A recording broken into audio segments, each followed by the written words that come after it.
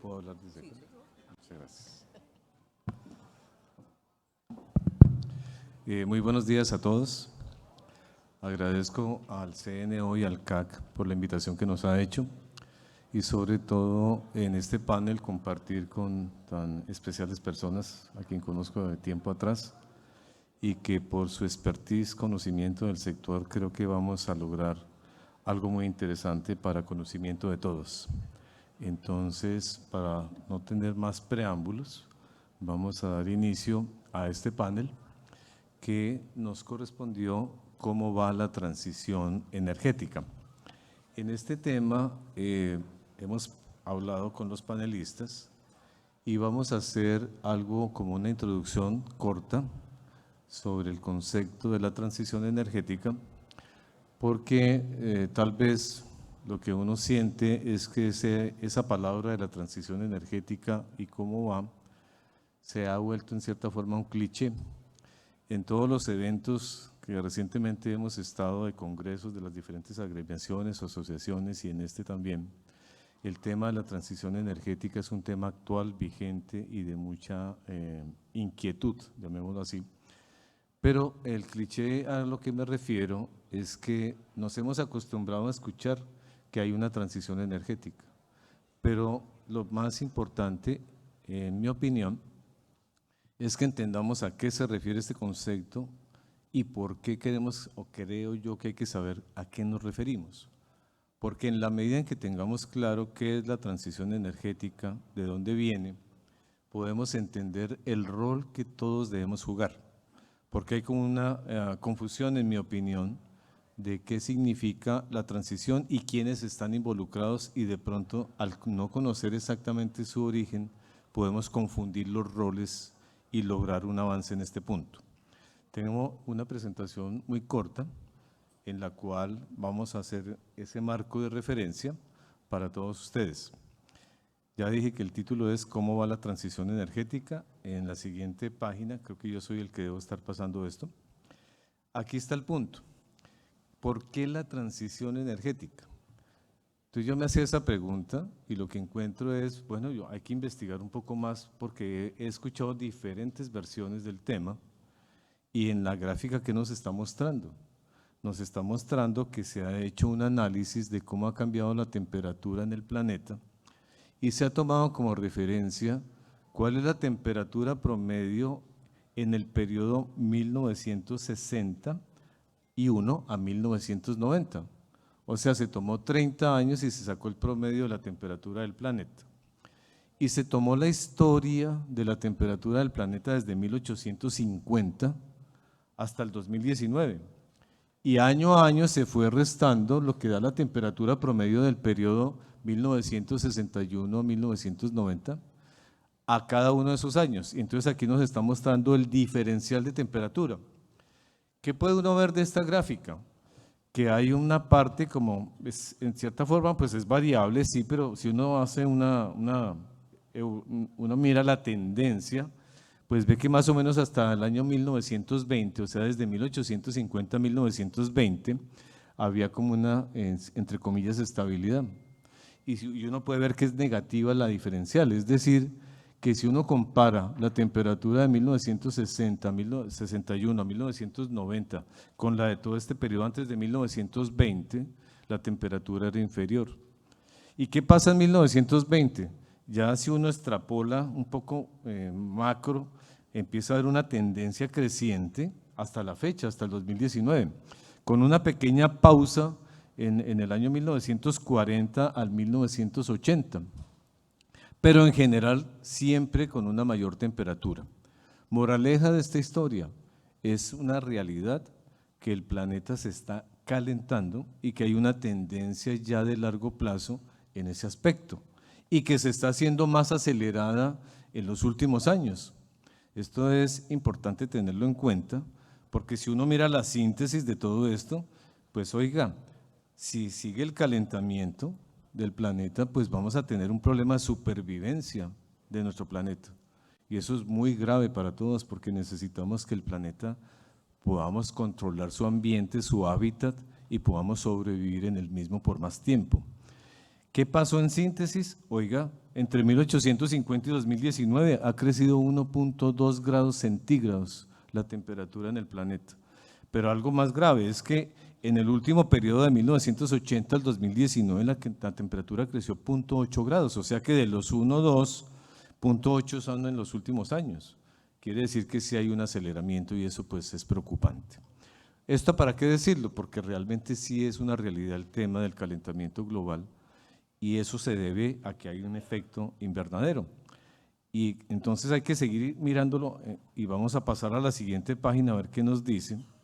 Y encontramos lo siguiente: ese calentamiento global por causa del hombre, o sea, antropogénico que llaman los expertos, lo causa el efecto invernadero al acumularse en la atmósfera unos gases.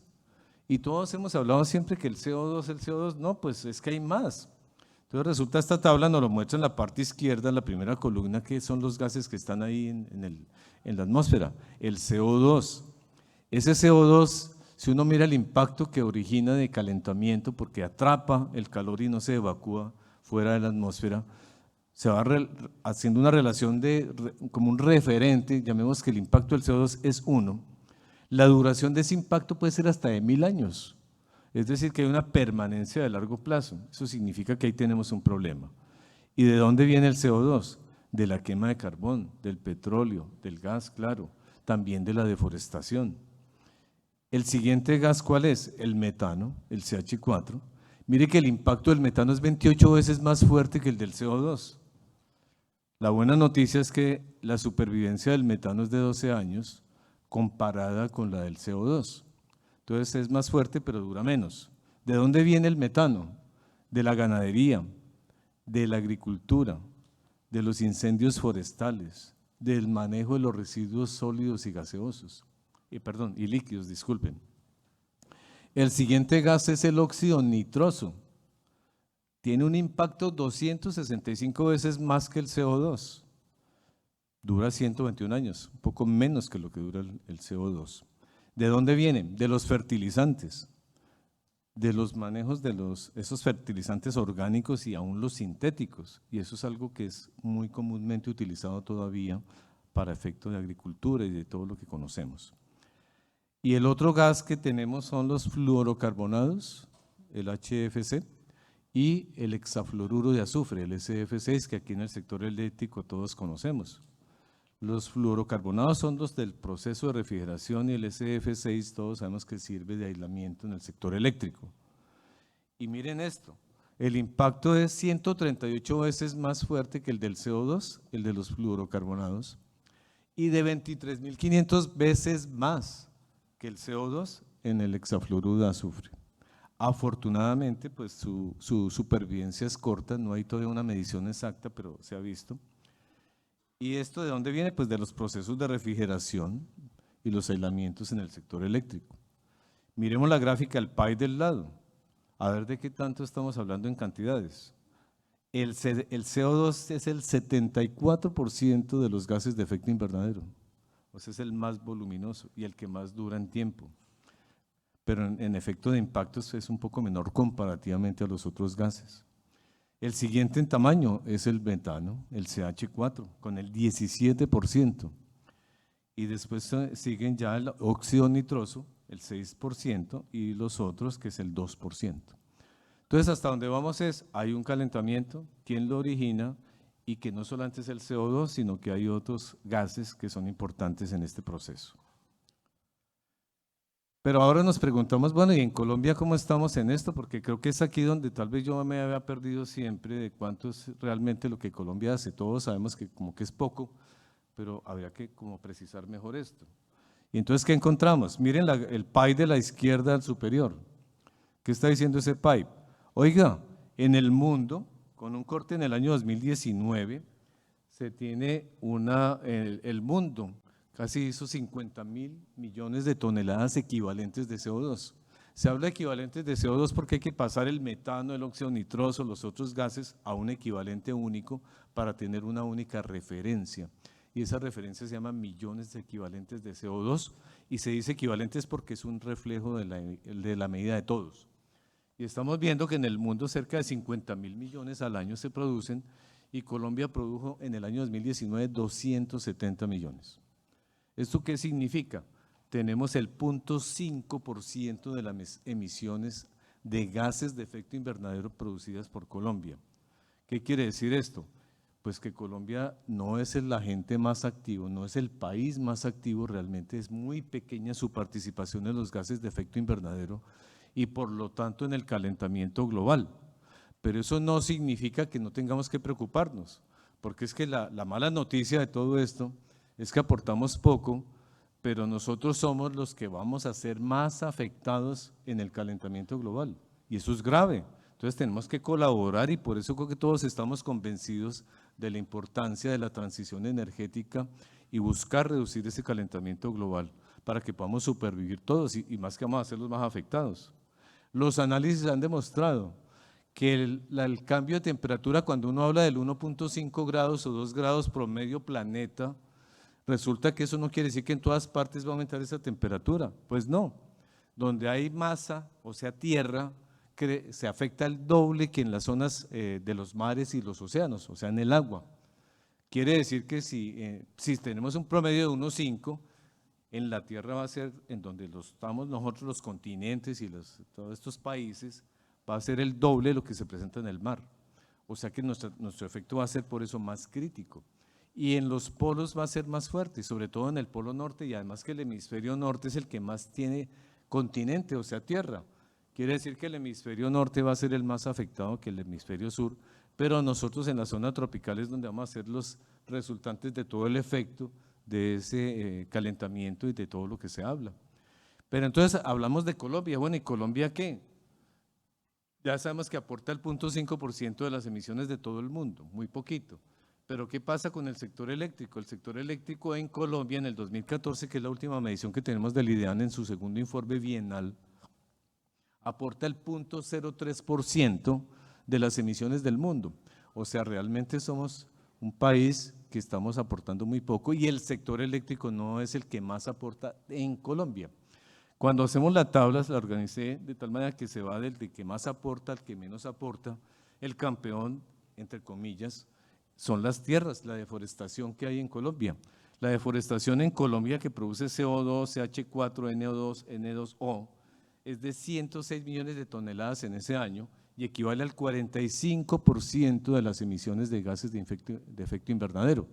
Entonces, ahí tenemos un problema. Y el siguiente es el transporte, pero hay una distancia grande. Mientras uno es el 45%, en el transporte es el 12%, con 29 millones de toneladas de CO2 equivalente. La ganadería es el siguiente, con 22.9, es el 10%. La fabricación o producción de combustibles, el 7%, 16 millones de toneladas. La quema de combustibles en el proceso manufacturero y construcción, el 7%. Los residuos sólidos y líquidos, está el 5.8%. Y la producción de electricidad es la que sigue con el 12 millones, que equivale al 5%. En Colombia el 5%, pero en el mundo es el 0.03%. ¿Por qué puse esta tabla? Porque es que cuando hay un problema tan grave, uno debe hacer la aplicación del proceso de Pareto, el principio de Pareto. El principio de Pareto, que es fundamental para resolver problemas, es que uno organiza las causas de un problema de mayor impacto a menor impacto y escoge aquellas que le generan el 80%, el 80% del problema. Y entonces mire que de toda esta lista tenemos 5 que están en ese ranking y entonces una solución idónea y eficiente para atacar el problema del calentamiento global que nos debe preocupar y que debe organizar ese tema de la transición es que hay que atacar de fondo el tema de la deforestación, el tema del transporte, o sea, vehicular, el tema de la ganadería, el tema de la producción de combustibles, la quema de los combustibles y en esos procesos industriales.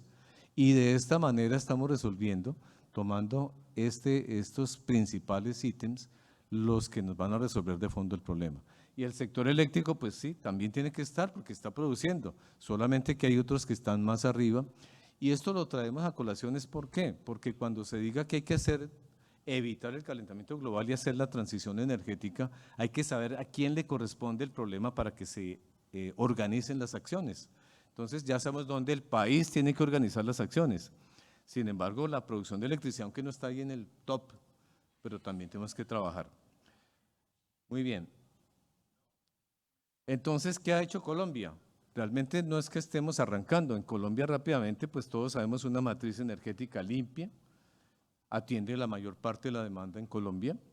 También se han promovido el desarrollo de las fuentes, los FENECERES que llamamos nosotros, fuentes de energía renovable no convencional, la ley 1715 del 2014 que promueve el desarrollo de FENECER, la 1931 que no se ha nombrado mucho del 2018 que define toda la estructura de cómo se debe gestionar el cambio climático en Colombia, la estructura institucional de comités, comités, en fin, de todo lo que se necesita para organizar ese manejo del cambio. La 2099 que todos conocemos, los decretos del Ministerio con subastas de energía, el AMI, las resoluciones CREC, donde se han definido características técnicas que deben tener los equipos FENECER de 5 megavatios o menos, más de 5 megavatios, o en el STN, para que cuando los que quieran desarrollar esos proyectos sepan con qué condiciones técnicas deben venir y se puedan conectar al sistema. Todo esto se ha generado. La comercialización de excedentes de energía, también hay resoluciones, el AMI, etcétera. Se hicieron 2 subastas del Ministerio, la del 22 de octubre del 2019 y la del 26 de octubre del 2021. Se adjudicaron 1.300 megavatios en la primera, 10.000 gigavatios hora año con plantas eólicas y solares, o sea, FENECERES, contratos a 15 años, y la segunda subasta adjudicó 800 megavatios, 4.600 gigavatios hora año, también contratos a 15 años. O sea, efectivamente se han hecho cosas y se han adjudicado cosas. La UDME también nos comentaba, se han hecho licitaciones, se han adjudicado proyectos para poder evacuar esa energía. Pero lo que estamos encontrando no es que no se hayan hecho cosas y adjudicado cosas y el mercado ha manifestado interés, los inversionistas están muy interesados. El problema es que hay atascamiento en estos proyectos, que es entonces donde tenemos que poner mucho cuidado para ver si estamos o no de acuerdo en que hay que evitar ese calentamiento global en lo que nos corresponde y avanzar en la transición energética. Y esto también, es importante saber, oiga, pero ¿qué compromisos tiene Colombia en la COP26 para saber cuál es nuestro deber ser? Entonces, en el 2022 se comprometió proteger la biodiversidad y declarar el 30% del territorio nacional como área protegida. Eso está, creo que ya prácticamente cumplido con todos estos parques nacionales y todas estas áreas de reservas que se están definiendo. Y en el 2030 quedamos de reducir las emisiones de gases de efecto invernadero en un 51%, con una base de 1910. Entonces, y tener 0 deforestación. O sea, en el 2030 no puede haber más deforestación en Colombia. Ojalá se lograra antes, porque ya vimos que es el Pareto, es el que más impacta los gases de efecto invernadero. ¿Y qué se ha hecho para todo esto? Pues que para poder, o más bien para poder cumplir esos, y en el 2050 ser un país carbono neutral. Y ahí todos tenemos también que estar listos a ver qué más tenemos que hacer para que eso se cumpla. Y ya dijimos cuál es el Pareto, no lo voy a repetir, tierras, bueno, ya lo repetí, tierras, transporte, ganadería, etcétera. En el sector eléctrico también hay un tema, no solamente es eso que va a hacer el país en esos otros sectores, nosotros también tenemos una responsabilidad. ¿Qué responsabilidades tenemos? Vincular más plantas de generación, pero realmente que entre, que haya interés en el mercado por hacerlas y que efectivamente se puedan hacer y poner en operación. La infraestructura de transmisión y distribución que permita la conexión de estas fuentes renovables, adecuar el despacho y la operación eléctrica para que podamos asegurar la operación segura, flexible, asequible, con toda esta importante penetración de estas fuentes que son muy variables. Los niños seguirán presentes, tenemos que ver cómo también se combina todo esto y las demandas que va a ser más activa y más incierta. ¿Qué más tenemos? Y esto es como un abrebocas, porque precisamente nuestros invitados acá nos van a ayudar a resolver todo esto. Oiga, ¿qué vamos a hacer para que entonces podamos cumplir esos grandes retos que se nos vienen encima? Hay un nuevo esquema de operación eléctrica y comercial del sistema, los servicios complementarios que ya se han hablado de regulación, frecuencia, voltaje y almacenamiento, el despacho intrahorario que es vinculante, el caudal ambiental que va a pasar, una creciente digitalización del sector y la ciberseguridad, el nuevo rol de los distribuidores, la masificación de los medidores inteligentes y su impacto en las mediciones de potencia activa reactiva que va a pasar en el usuario, el crecimiento y la interacción de los mercados de energía mayorista y minorista, y más que el usuario ahora aparece también como vendedor comprador y vendedor de energía, el uso más eficiente de la energía, electrodomésticos, como nos decían en la costa, refrigeradores viejísimos que no tienen buen aislamiento térmico, que son ineficientes y por eso los consumos per cápita ya son altísimos, además los aires acondicionados, etcétera. Hay que hacer un cambio de electrodomésticos ineficientes. El desarrollo del hidrógeno es un reto que tenemos que afrontar. Entonces, ¿cuál es el planteamiento aquí? Oiga, ¿cómo el sector eléctrico va a garantizar la seguridad, la sostenibilidad y equidad en la prestación del servicio dentro de este proceso de transición energética?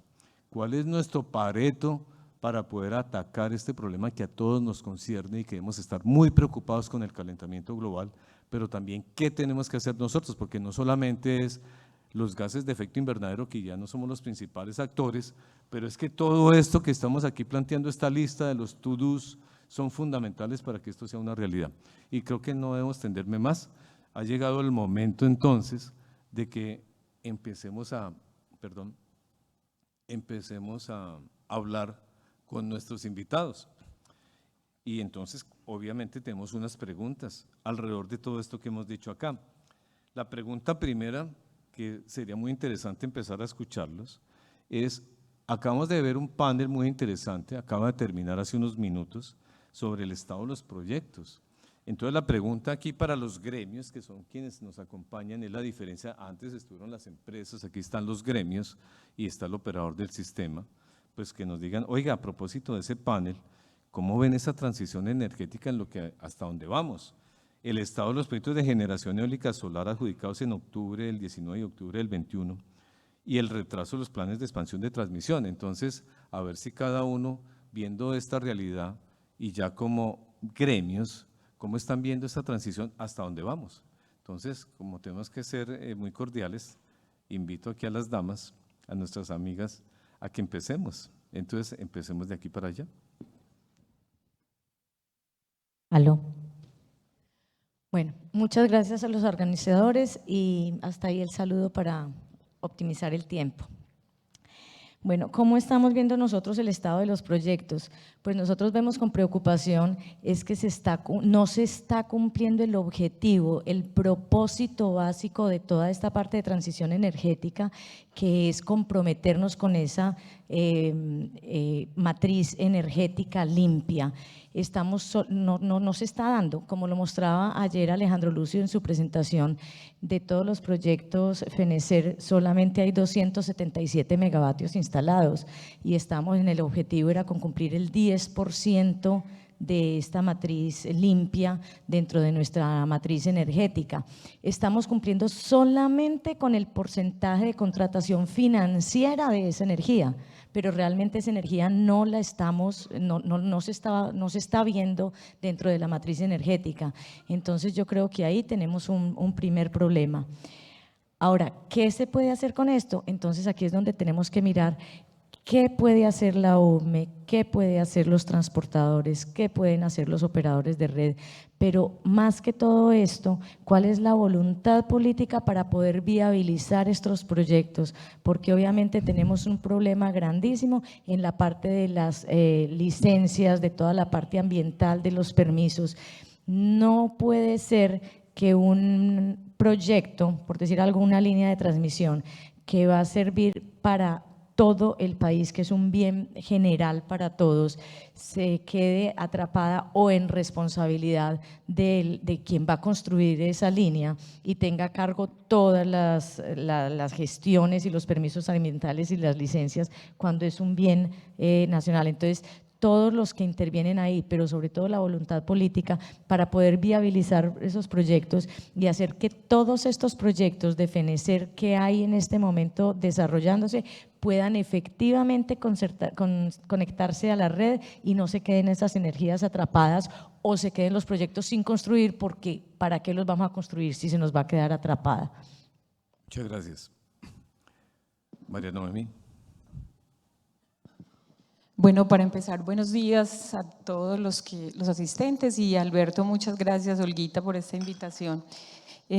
Para empezar, yo quiero como referirme específicamente a cómo va la transición y realmente yo pienso que somos un país afortunado. cuando uno escucha las experiencias de otros, ve que son países que dependen de un solo recurso, dependen mucho de interconexiones, pero cuando uno ve a Colombia, nos falta fortalecer las interconexiones, de hecho, pero ve un país lleno de diversidad. Y lo que está pasando ahorita con la transición y la oportunidad de involucrar estas fuentes renovables no convencionales es precisamente, nos pone en un escenario mucho mejor de complementariedad en el futuro frente a escenarios como un niño que todavía está ahí, ¿cierto? Y sigue ahí como un riesgo latente. Entonces, en esta transición nos ayuda precisamente a diversificar mucho más. Y si miramos cómo ha sido la experiencia nuestra, también podemos ver cómo logramos capitalizar experiencias de otros países. Hemos tenido en estos años la oportunidad de tener acceso a autoridades, centros de investigación, empresas a nivel mundial que nos han permitido conocer su experiencia y hemos logrado avanzar en un marco regulatorio que sabemos que le falta, pero pensamos saben que viene avanzando bien. Pero esta transición obviamente requiere la acción y la acción es que entren los proyectos, proyectos como veíamos en el panel anterior maravilloso que nos mostró toda la problemática y también dio luces en esas soluciones que requerimos y que tiene que ver con las redes y obviamente si bien esta nueva generación está ubicada en muchas partes, el gran potencial está en regiones alejadas donde implica un esfuerzo grande a nivel de infraestructura. Pero ya si uno mira a nivel de los proyectos de generación, lo que hemos visto desde la operación del sistema es que tenemos casi 300 megavatios de esas energías ya en el sistema, pero incluso no son energías que se hayan asignado a través de subastas. Entonces uno dice, venimos avanzando en reglas, como tratando de mirar qué se necesita para esta transición, ahí vamos avanzando. Vemos cómo a nivel internacional Colombia es visto como un buen lugar para invertir, y la UNME tiene unas cifras pues que uno se asombra de la cantidad digamos, intenciones de inversión que hay. Entonces, esos que se ganaron los contratos de largo plazo, que tienen cargo asignado, son de hecho incluso menos del 30% de la cantidad de oferta que hay para este sector. Entonces uno dice, hay inversionistas interesados en estar, entonces tengo normas, tengo inversionistas interesados, ¿qué me falta, cierto? Y ahí es donde el atraso que mencionaba Henry ahorita se vuelve súper relevante y uno lo tiene que poner sobre la mesa y decir qué tenemos que hacer para que esos proyectos no se sigan atrasando. Entonces, la subasta del 2019 que asignó un poco más de 800 megavatios y la del 2021, uno va a ver y por ejemplo, debió haber entrado este año todo lo que relacionado con esa subasta, no entró nada, 0 megavatios. Y la que debe entrar a principios del año 23 tampoco va a entrar. Entonces uno dice, bueno, ahí se metió la pandemia, temas logísticos y todo, pero no podemos tampoco que el problema de pronto nos desvíe de la situación real de lo que está pasando y es realmente ver qué tenemos que hacer para que realmente se dé. O sea, está la intención inversionista, está la gente interesada en entrar a este sistema. ¿Qué tenemos que hacer para que eso no se atrase, para que la infraestructura esté? El reto es grande, sabemos que la colectora y Cuestecita 500 son unos proyectos muy importantes para el norte del país, para todo lo que viene con el desarrollo offshore, para todo lo que viene de estas renovables y que realmente podemos dejar entrar, pero va a llegar un momento en el cual estos proyectos que realmente atraparían casi 2.500 megavatios se vuelven demasiado relevantes. Entonces van pasando los años y uno ve ya proyectos, y lo decía la UNME, con atrasos hasta de 8 o 10 años y uno dice, venga, pues, ¿cuándo vamos a tomar las acciones realmente para garantizar eso? Entonces vemos realmente en la transición el gran riesgo y es el atraso de los proyectos en general, ¿cierto? Que tenemos que resolver y que yo creo que aquí se dieron muchas ideas en el panel anterior de qué hay que hacer para que eso se resuelva. Muy bien, muchas gracias, María. Sandra, por favor. Buenos días a todos, un saludo muy cordial, muchas gracias por invitar a este panel a exponer la visión de la demanda y quisiera en este momento como que ampliáramos un poquito la visión de lo que estamos discutiendo porque derivado del panel anterior y de lo que estamos escuchando, estamos muy enfocados como en las consecuencias, en los problemas en el árbol y no estamos viendo el bosque y qué es lo que está pasando en el mundo. Y creo sinceramente que cuando estamos hablando de transición energética, estamos un poco desactualizados y estamos un poco parcializados y desenfocados. ¿Y por qué digo esto? Y simplemente quiero traer aquí y que consideren la experiencia internacional. Entonces, todos sabemos lo que está pasando en el mundo, en Europa, y no voy a entrar en ese tema específicamente de por qué o cuáles son los desbalances energéticos y los impactos que estamos viendo, pero estamos desactualizados porque hemos tenido la oportunidad de revisar los nuevos programas de transición energética de varios países en el mundo, en Francia, en Alemania, en general en Europa, en China, en Estados Unidos, y resulta que ellos ya reaccionaron y cambiaron un poco y aceptaron que deben migrar y transformar la transición energética a otro estadio, y nosotros todavía estamos atrasados ahí. ¿A qué me refiero específicamente? Ya hoy en día se está hablando de la seguridad energética, que hace un año era imposible hablar de la transición de la seguridad energética dentro de la transición. Eso ya, digamos, está aceptado, pero no se ha materializado o incorporado en un análisis cierto. Entonces, les pongo 3 ejemplos. En Francia, el año pasado actualizaron su plan energético y ¿qué dijeron en términos de la transición? Dijeron, mantenemos la intención de ser carbono neutros en el 2050, sí, pero ¿qué necesitamos para lograr eso? Necesitamos seguir impulsando las energías renovables, para ello solar, eólica al máximo, por supuesto, para que hagan parte del portafolio, pero necesitamos desarrollar todas las máximas posibilidades para reintegrar nuclear, para desarrollar lo poco que podamos hacer en hidroelectricidad. Vamos a utilizar el carbón temporalmente nuevamente porque lo necesitamos para la seguridad energética en el corto plazo. Vamos a aceptar que el hidrógeno pues no nos va a dar la confiabilidad y solo tiene como algunos nichos específicos en términos de cuando no se tiene acceso al gas, pero con todos esos esfuerzos y entendiendo que además necesitamos desarrollar toda la capacidad de transmisión para incorporar la tecnología, para cumplir la meta carbono neutral a los 2050 necesitamos bajar la demanda en un 40%. Si ustedes ven la gráfica, es el 40% menos de demanda al 2050 más todo lo que les acabo de decir, manteniendo la meta. Eso es el nuevo plan publicado al final del año pasado. Cuando uno se va a Alemania, Alemania dice, por supuesto, vamos a programar todo e impulsar todas las renovables como lo estamos haciendo, vamos a tratar de reactivar las nucleares, que no es tan fácil, pero las tenemos.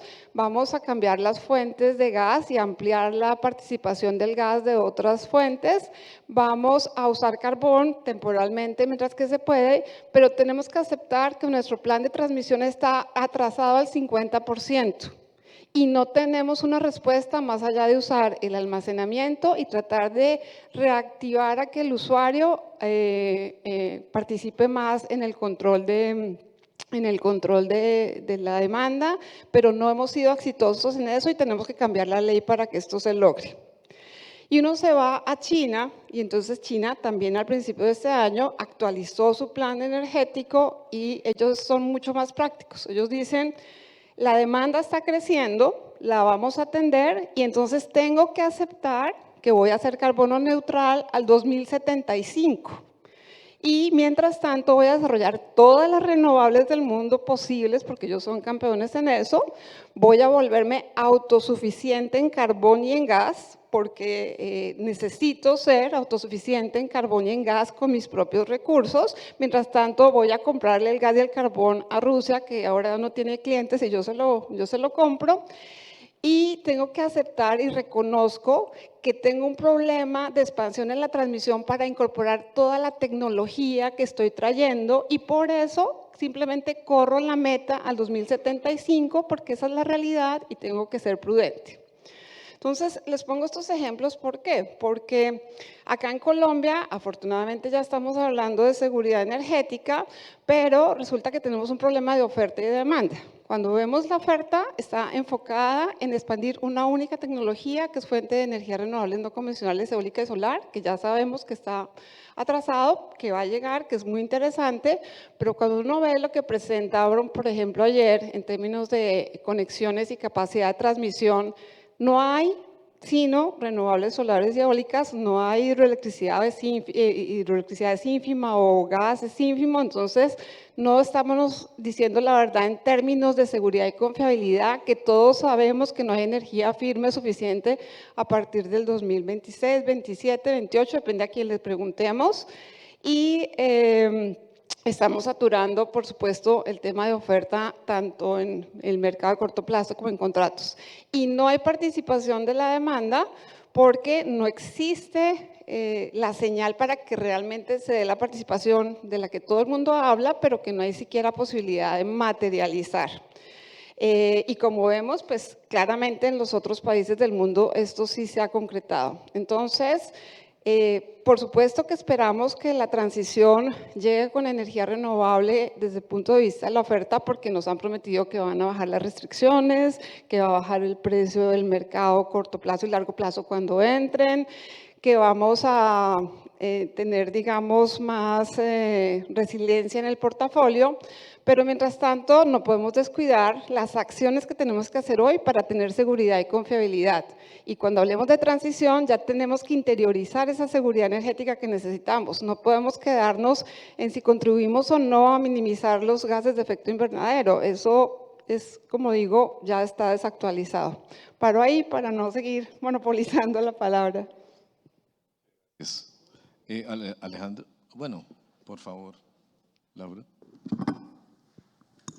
Aló. Hola, muy buenos días a todos. Muchísimas gracias por la invitación. CNO, CAC, muchas gracias por permitirnos estar aquí.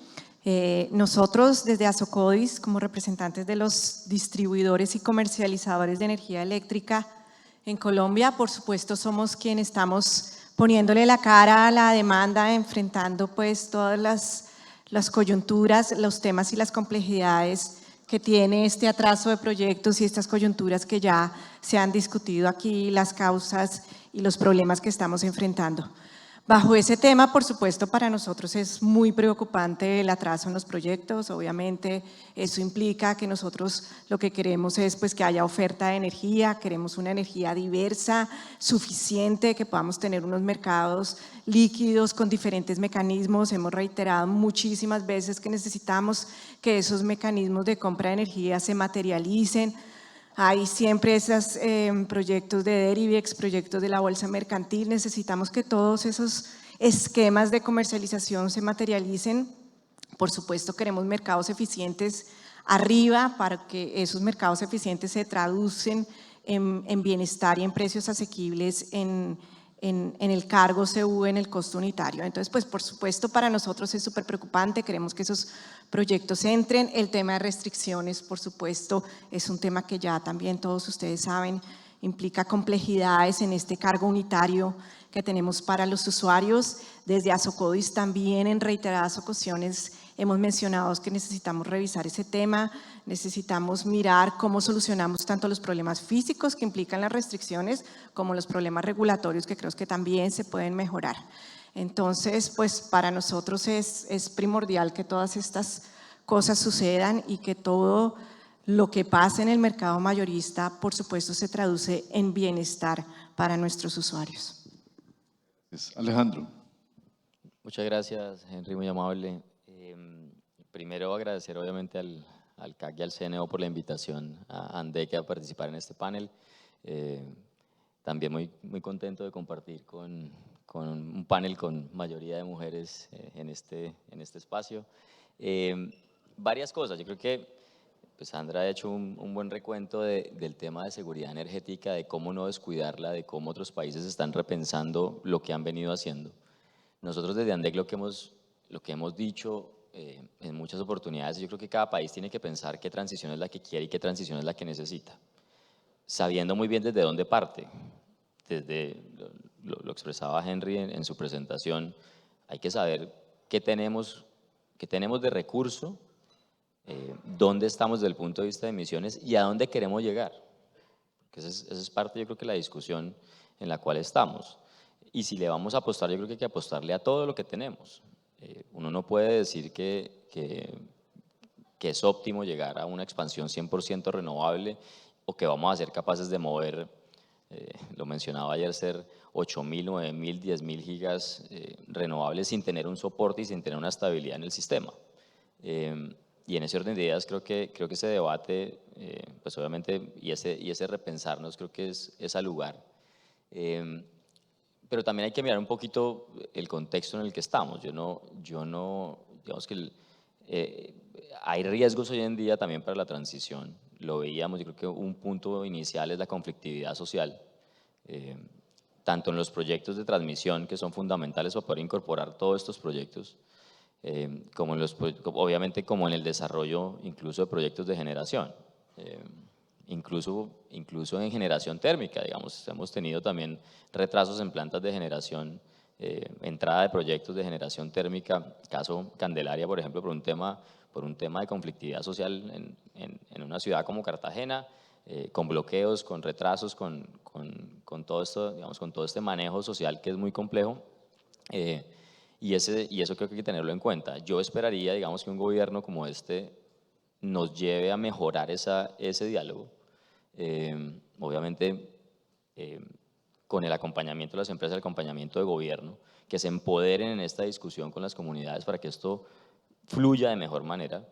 Creo que lo expresaban muy bien en el panel anterior, es decir, en todo lado estamos viendo que nadie quiere infraestructura al lado de su casa. Nadie quiere tener una torre, nadie quiere tener una torre de celular, ni una torre de energía. Hablar de pasar un gasoducto cerca de una ciudad, pues eso se vuelve imposible.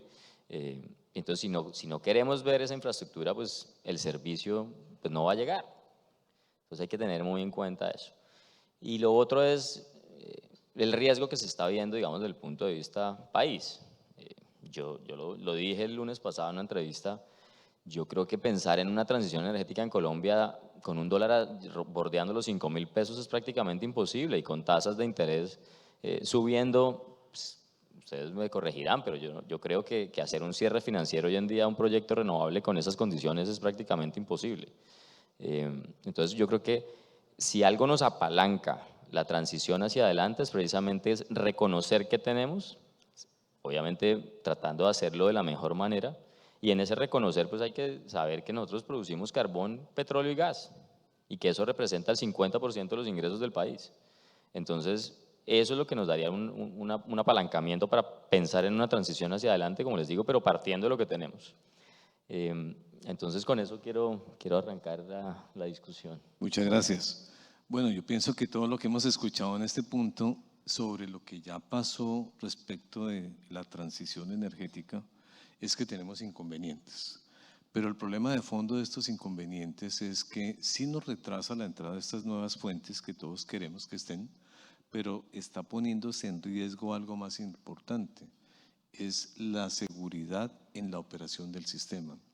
Por los atrasos de los proyectos, tanto de generación como de transmisión, y entonces viene la pregunta de fondo, oiga, la transición energética es una necesidad por todo lo que ya explicamos, pero ¿no será que se nos está superponiendo algo más crítico? ¿Es que podamos garantizar la operación en el mediano plazo del sistema eléctrico en Colombia?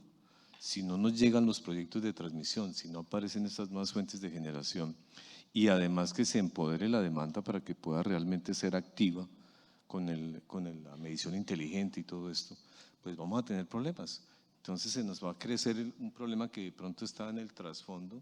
Transición energética sí, pero antes tenemos que asegurar la operación y la seguridad eléctrica, porque la peor circunstancia en cualquier país es que el racionamiento se presente, que no se pueda atender la demanda, eso es más costoso que cualquier cosa. Pero creemos que tenemos que tener la capacidad de salir adelante en esos puntos. Vamos hasta ahí en esta discusión, está muy interesante el tema. Entonces vamos a hacer la siguiente pregunta, a ver cómo lo vemos, para pensar un poco en el futuro. La pregunta es, respecto a esa transición energética, ¿cómo está cambiando la visión de los negocios en los diferentes eslabones de la cadena del sector eléctrico? Hablemos de generación, transmisión, distribución, comercialización, los usuarios, la demanda, y qué han hecho, qué están haciendo, qué falta por hacer. Esta es la pregunta central de este panel. Vamos a ver qué nos dicen los diferentes responsables de este punto. Entonces, yo creo que vale la pena que empecemos por la generación, como para ir de la cola hacia el final, de la cabeza, perdón. Vale. Varios elementos acá. Lo primero, pues obviamente todos queremos tener un sector con una seguridad detrás. Todos queremos también tener un sector que se complemente con una diversificación de una matriz. Y en ese orden de idea yo creo que es bueno resaltar lo que hacen las empresas, y las empresas asociadas a ANDEC yo creo que no son la excepción. Yo creo que desde hace más o menos unos 5 años ANDEC ha venido emitiendo un informe de sostenibilidad que recoge los esfuerzos de estas 14 empresas que hacen parte de ANDEC, que no se visibilizan muchas veces, pero que están allí, y es importante hablar de ellos y resaltarlos. Lo primero, estas empresas han entendido y son conscientes obviamente de su rol dentro del sector, pero también son conscientes de cómo incorporar en sus planes la sostenibilidad.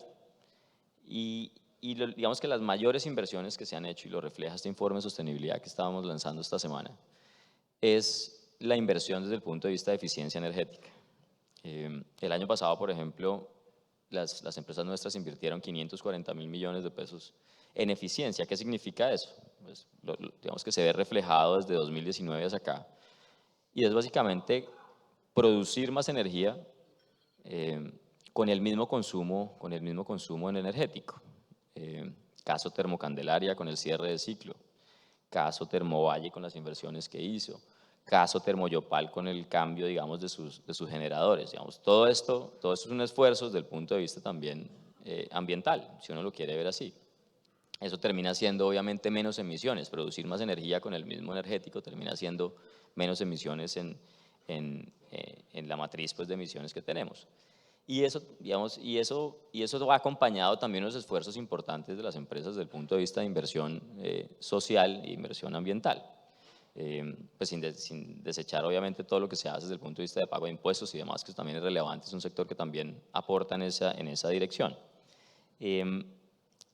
Por ejemplo, digamos, desde el lado de creación de empleos, las empresas asociadas, digamos que requieren más o menos 1.800 o generan 1.800 empleos directos, más o menos unos 850 indirectos.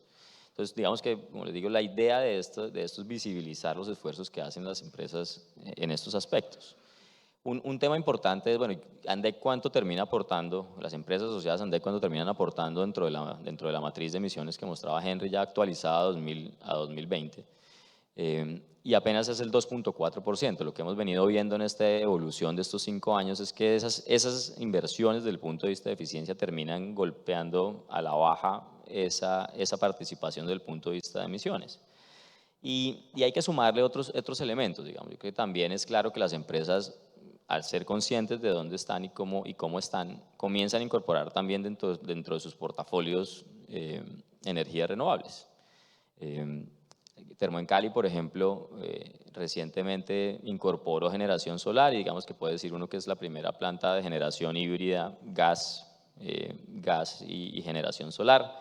Termotasajero está desarrollando un proyecto también más o menos de unos 4 o 5 megavatios, donde iba a desarrollar su proyecto Termotasajero 3. En la misma área dijo, listo, ya no voy a desarrollar Termotasajero 3, voy a desarrollar una planta solar. Pasamos de 160 megas en una expectativa de construcción a 5 megas, pero pues es parte de la discusión en la que estamos. Y eso, como les digo, es reconocer pues la situación de la que parte la empresa y cómo aporta en esta discusión. Otro elemento que creo que es importante es, y lo mencionaba Henry, pues nosotros somos un sector que al final del día aporta poco. Sectores como el de transporte, que aportan el 12-15% del total de emisiones, sin hablar del sector agrícola, porque pues eso termina siendo entre ganadería y todas las deforestación y demás, el 50% de lo que emite Colombia. Yo, digamos, soy consciente de que no es fácil hacer esa transición en un sector como el transporte, pues porque qué más fácil que decir que el sector eléctrico, y digamos que mostrar acciones sobre 30 empresas, que pensar en cambiar un parque automotor de miles de vehículos. Y obviamente es un sector que también ha venido teniendo transiciones internas, que cuando uno habla con el sector transportador dice, mire, pero es que yo transportaba con gasolina en la década de los 90, después vino el proceso de dieselización y me hicieron migrar a diésel, después entonces dijimos que era mejor el gas natural y nos movimos a gas natural. Y hoy en día estamos diciendo ya el gas natural de pronto no tan chévere, entonces pues ¿por qué no nos movemos todos a eléctrico? Y dicen, mire, eso requiere inversiones de capital importantes. Entonces ahí hay un reto que hay que tener en cuenta de cómo aproximar esos sectores que son mayores emisores que nosotros. Yo creo que, como les digo, creo que lo importante acá es mirar de dónde partimos y cómo modificamos y cómo hacemos una transición sin dejar de lado los objetivos que tenemos como sector. Muy bien, muchas gracias. Bueno, hemos hecho un barrido un poco de lo que ya pasó, cómo estamos hoy y qué se ve en el mediano plazo. Vemos que hay elementos interesantes. Los países a nivel internacional están cambiando su visión, nos comentaba Sandra, sobre el tema de la demanda, si es su principal actividad, reducirla, no reducirla. Hemos hablado también con el operador, en fin, hay inconvenientes. Ya nos dice la generación algo que es importante también y vemos que está apareciendo algo muy interesante.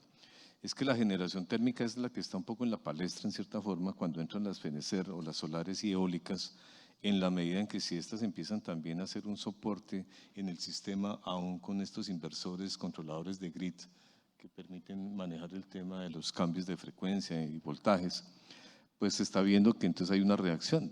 Oiga, pues si somos térmicos y vamos a tener un competidor fuerte con las renovables, pues metámonos en renovables. Eso es una actitud inteligente y buena de ver un cambio en las líneas de negocio y que va en camino a enfrentar un competidor importante que está apareciendo. ¿Qué nos dice ahora?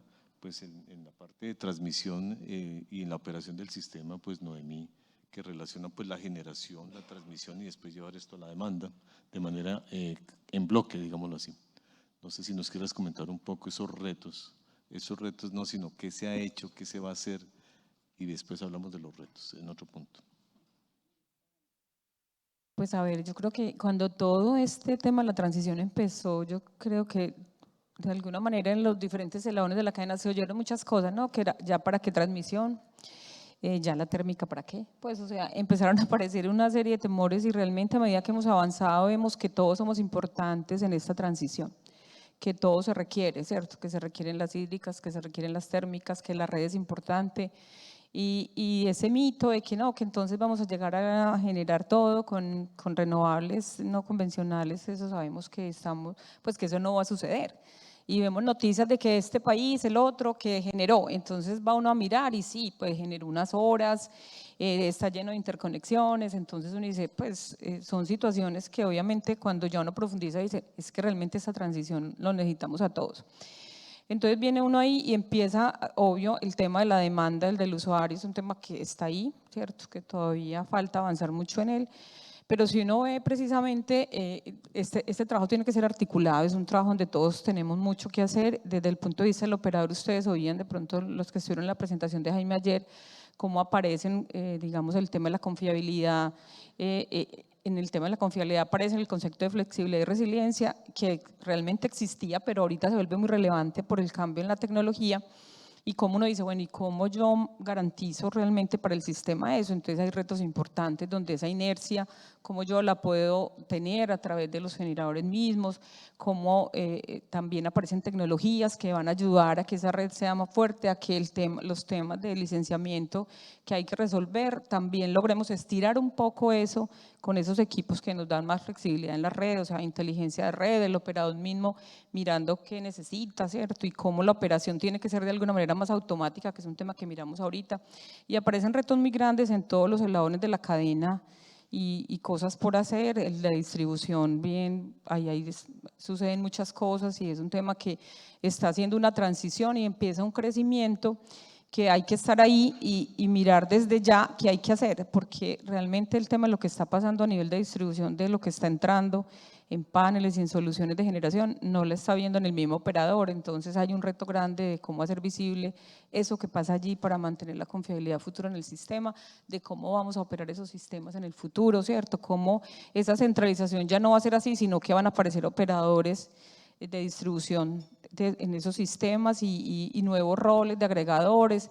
Entonces realmente la visión de esta transición es que sí, o sea, ya con esta mirada donde el usuario también es muy relevante, empezamos a mirar que esos modelos aparecen y que es necesario visibilizar ciertas cosas y el reto es muy grande allí. Entonces yo diría, sin excepción, todos tenemos retos en esta cadena de abastecimiento del servicio, unos más que otros, pero creo que hay cabida para todos y creo que el trabajo que se tiene que hacer es muy articulado entre todos para llegar precisamente a que mantengamos una confiabilidad que siempre ha sido muy alta en este sistema, ¿cierto? Que esa confiabilidad se mantenga y que todos avancemos en esa transición de esa manera. Gracias. Hay un hecho patético y es que Colombia afortunadamente tiene un 70-80% de la atención de su demanda de energía con el recurso hidroeléctrico. Esas plantas de generación que hoy existen pues van a permanecer en el tiempo, es decir, todavía tienen muchos años de vida. ¿Qué quiere decir esto? Y nos lo decía Colgen. Oiga, no podemos olvidar que un recurso hídrico, hidroeléctrico en este caso, va a permanecer, sigue siendo importante, pero además que tiene otras ventajas, además de ser renovable, bajo contaminante, es que nos genera inercia en el sistema y nos va a permitir mantener una operación más sólida eléctricamente hablando, y eso va a ayudar mucho. Y además en el futuro del hidrógeno, pues teniendo esos orígenes hidroeléctricos y ponerlos a hacer la electrólisis y producir hidrógeno, pues seguramente cuando los costos de la electrólisis, que hoy es el problema, baje, pues va a ser una mayor realidad el hidrógeno. Y entonces estaremos hablando del gas natural, del hidrógeno, la hidroelectricidad, y nuestra canasta energética como que es más amplia que en otras partes a raíz de esa ventaja que tenemos. Las pequeñas centrales hidroeléctricas, las de medio tamaño, las grandes que cada vez es un poquito más difícil hacerlas, pero que todavía hay un potencial importante. ¿Cómo ves entonces eso dentro de la operación segura y que nos dé fortaleza para combinar con esas feneceres solares, eólicas y esa parte electrónica que se nos viene y nos afecta un poco la operación? Empezamos a mirar precisamente y hemos venido avanzando en esos estudios y el mirar hasta dónde podemos llegar. Empezamos metiendo 2.000, pues 3.000, 4.000, hemos llegado ya casi a 11.000, vamos ya. Y realmente vemos que precisamente porque tenemos esos recursos es que se hace más fácil avanzar allí, ¿cierto? O sea, tenemos la oportunidad de avanzar en la transición, que hay que hacer ajustes, claro.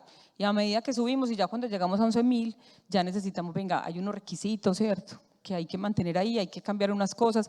Hay unos servicios que aparecen que son los servicios complementarios y es algo en que está trabajando ya la CREC y es, venga, ¿yo qué necesito? Pues necesito garantizar una inercia, ya estamos trabajando en un piloto que tenemos ya para estar listos y es cómo le hacemos seguimiento a esa inercia, segundo a segundo, para mirar qué va pasando en el sistema y yo poder como operador tomar las acciones a tiempo. Entonces aparece el concepto de inercia, aparece obviamente otras cosas relacionadas con cómo yo tengo una red más flexible, ¿cierto? Cómo yo voy a manejar la variabilidad. Jaime mostraba ayer cómo lo que vemos es con lo que va a entrar para el 2027, ya la curva del pato claramente allí, ¿cierto?, que va a implicar un reto importante. Entonces es ahí donde yo digo, qué bueno que tengo las hidráulicas, qué bueno que tengo las térmicas y obviamente todos los recursos de transmisión. ¿Cómo puedo hacer esa red más flexible para evitar esos atrapamientos y esas restricciones? Entonces miren que todo se une realmente en eso y precisamente por el sistema que tenemos es que podemos decir, podría llegar esa generación renovable y el sistema no, pues lo asumiría haciendo pequeños ajustes. Hay un mercado que desarrollar en la parte de servicios complementarios, ¿cierto? Pues que está mirando ahora el regulador, qué hay que hacer allí, qué más servicios necesitamos, hay una reserva, ya tenemos que manejar conceptos de reserva en diferentes estancias de tiempo y todo eso nos va a llevar obviamente a garantizar ese sistema, pero si no tuviéramos, por eso les decía ahorita, somos un país afortunado en tener ese tipo de recursos, si no tuviéramos esas plantas allí, ¿cierto?, que ahí van a estar, como decía Henry, igual esperamos que las térmicas también estén allí. Entonces podríamos avanzar muy rápido también en eso, pues en esa seguridad energética que todos queremos para el país. Perdón que insista un poco contigo sobre la temática, pero es que en la medida en que aparecen las eólicas y las solares, viene un tema muy interesante, o más bien un reto que toca enfrentar, es que la variabilidad de estos recursos es muy alta y uno ve que ustedes se están preparando para hacer pronósticos y poder hacer un despacho en el tiempo real que vaya haciendo ese pronóstico del viento, del sol y poder prever un poco mejor la operación, porque como digamos en el 2025-26 vamos a tener 5.000 megavatios, esperemos que así sea y todo parece que sí, eólica y solar, y en los siguientes años va a seguir aumentando este potencial, estas nuevas fuentes.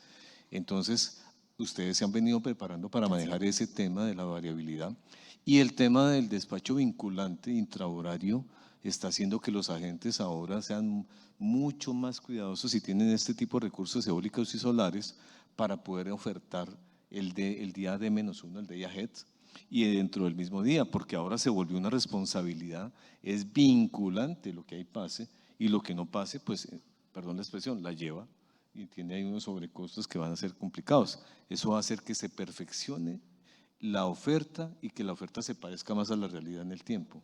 ¿Y ustedes están ya preparados para eso? Sí, tú mencionas un tema muy importante y es que obviamente con todo esto que está pasando, con esta transformación, tenemos muchos datos. Que el tema de variabilidad ahorita lo tenemos concentrado en, bueno, va a haber niño, no va a haber niño, y la demanda que tanto se me desvía, que es un tema del día a día. De hecho, hemos tenido épocas de desvíos muy grandes que nos llevan a consumo de la reserva, y entonces ya el tema de variabilidad también se traslada a esos recursos de regeneración, o sea, el viento, al sol. Hemos trabajado hace años con eso, con modelos que hemos traído afuera, modelos que hemos desarrollado, y hemos tenido buenos resultados, pero el momento de verdad es cuando ya tengamos esas fuentes acá. Tenemos algunos pilotos con los pequeños proyectos que tenemos, pero obviamente es un reto, y para el operador más, pero también para quienes tienen esos recursos de poder predecir y cómo van a ofertar. Entonces, eso se vuelve muy importante, y ahí es donde todo esto de las herramientas que están llegando, ¿cierto?, de inteligencia artificial, todo el tema de analítica, cobra mucha relevancia, y hemos venido avanzando duro en eso, Henry. Pues hemos hecho muchas cosas, pues, y yo diría que estamos tranquilos, pero hasta el día del clic, pues uno dice, ¿funciona o no funciona? ¿Sí? Todos estaremos aprendiendo, los que tienen eólica, solar, el operador también, y sus pronósticos, porque van a ser fundamentales para poder prever las variaciones y el despacho seguro. Pero bueno, yo creo que ese es el momento en que hablemos con la distribución, porque es que la distribución ahora se nos volvió no solo un operador de red, sino que también tiene generación inmersa, se está volviendo como otro negocio. Yo no sé cómo están viendo ustedes esa parte, porque no nos explican esa mixtura y esos cambios de fondo, el MAE, todo esto. Gracias, Henry. Sí, yo creo que la transición va a tomar tiempo, mucho tiempo. De hecho, dicen, hace 200 años usábamos leña y todavía tenemos familias utilizando leña para cocinar en este país, ¿no? Entonces, las transiciones se demoran, toma tiempo, no son completas. Entonces, yo sí creo que no, la tenemos que tomar con calma y mirar poco a poco cómo vamos mirando este tema de la transición. El rol del operador de red, yo creo que uno de los agentes que más retos tiene, que más cambios tiene de los existentes, seguramente van a existir muchos nuevos negocios y muchos nuevos modelos, es el operador de red.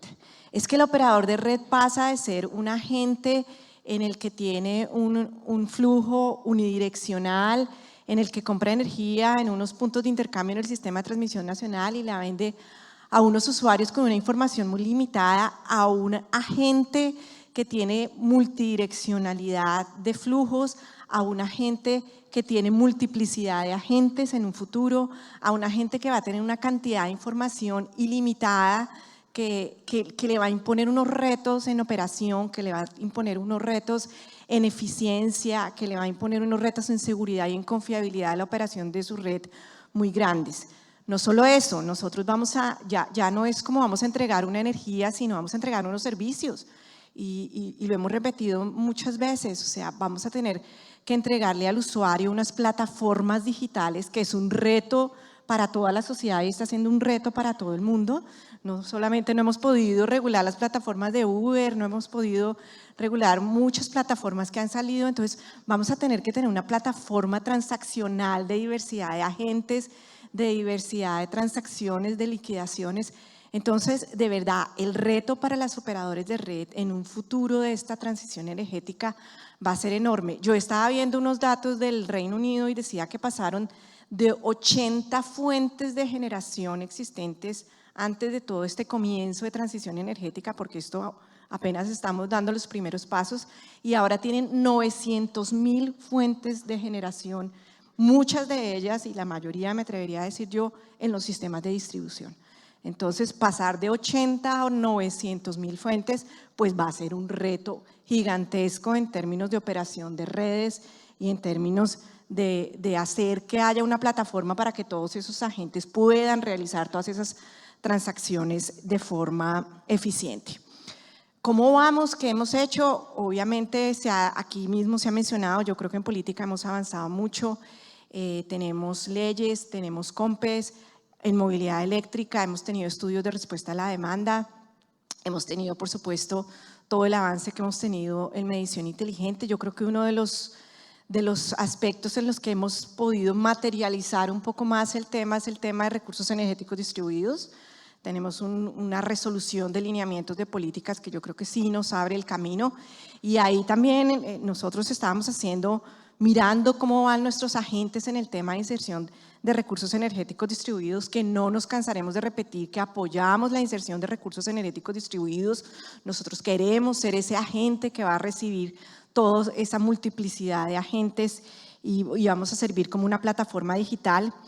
Y ya hay conectado en nuestras redes de distribución de unos asociados de un orden de entre 150 megas ya instalados y conectados, y de un orden de 4.000 proyectos, y cada vez se está incrementando. Estábamos mirando las estadísticas, cada 6 meses se incrementa como un 20% en nuestras empresas el número y la capacidad de recursos energéticos distribuidos que se conectan en nuestras redes. Entonces, yo creo que nuevamente esto, por supuesto, es un futuro que vemos y que queremos estar preparados, y en ese punto sí tenemos 3 puntos que nosotros creemos fundamental en este camino hacia la transición, y es el tema de la digitalización. Nosotros necesitamos modernizar nuestras redes, nosotros necesitamos digitalizar nuestras redes. Obviamente aquí ustedes saben que también la medición inteligente para nosotros pues es un pilar y un comienzo de esa digitalización. Necesitamos sacar adelante el tema de medición inteligente y de digitalización de la red de distribución. Ya se nos está aclarando el paso con el tema de la inexequibilidad del inciso segundo del artículo 56 de la ley 2099, pero necesitamos que ese tema salga adelante, necesitamos hacer el cierre financiero, la factibilidad de medición inteligente, porque es que sin medición bidireccional este tema de los recursos energéticos distribuidos, y aún más el tema del empoderamiento del usuario, no se va a dar. Entonces, queremos usuarios empoderados, queremos comunidades energéticas, que creo que es el término que estamos utilizando mucho últimamente. Pues necesitamos medición bidireccional masificada en todos nuestros usuarios. Es un tema complejo, pero muchos países han salido adelante, están saliendo adelante. Necesitamos, a través de esa digitalización, hacer un servicio, una planeación eficiente, una ampliación eficiente, una operación eficiente y, por supuesto, un consumo eficiente. Y Sandra lo mencionaba, y en muchos países la transición energética es consumo eficiente. Entonces uno dice, bueno, ¿y qué es consumo eficiente? Ese consumo que le dé mayor bienestar a los usuarios. O sea, no necesitamos un consumo que se desperdicie en un bombillo o en un refrigerador ineficiente o en unos patrones de conducta de mantener conectados nuestros electrodomésticos sin ningún uso. Un bienestar para todos nuestros usuarios y obviamente unos precios asequibles, unos costos mínimos para toda la sociedad, porque esta eficiencia también tiene que ver pues con toda la sociedad. Esta transición energética lo estamos haciendo también pues por el tema ambiental, por el tema del aire. Entonces, este tema del empoderamiento del usuario y del consumo eficiente fundamental. AMI para nosotros fundamental.